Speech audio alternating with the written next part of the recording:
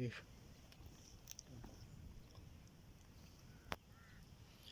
بالله من الشیطان الرجیم. بسم الله الرحمن الرحیم.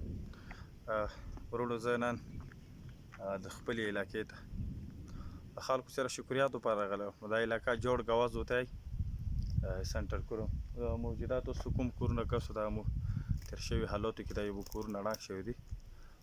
لا تر دې وخته پرې د مو د خلکو څه کومې موعظې دي یا د مو خلکو لپاره د سرکار طرفه کومه سروې کېدله هغه هم خلک زیاتره خلک دغه سروې نه اوس هم محروم دي.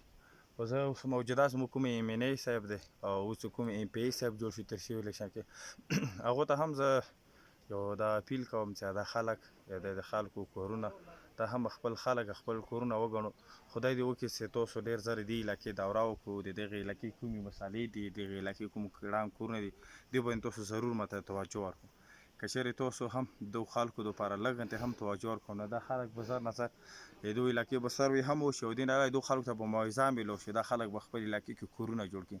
دا علاقه تاسو لیدلی شو چې سره دغې علاقې څه حالات دي. زه نن خپله دغې علاقې ته راغلم خلکو سره هم میلاو خدای دې وکړي چې موږ کوم ایم این ای صاحب دی کوم ایم پی ای صاحب دی کوم ډي سی ای سی دی هغه هم د دغې علاقې دورې وکړي نو بیا به انسان ته په خپله محسوسه چې سره دا علاقې خلک څومره مشکلاتو سره ژوند تېروي. دا علاقه ورته څه وو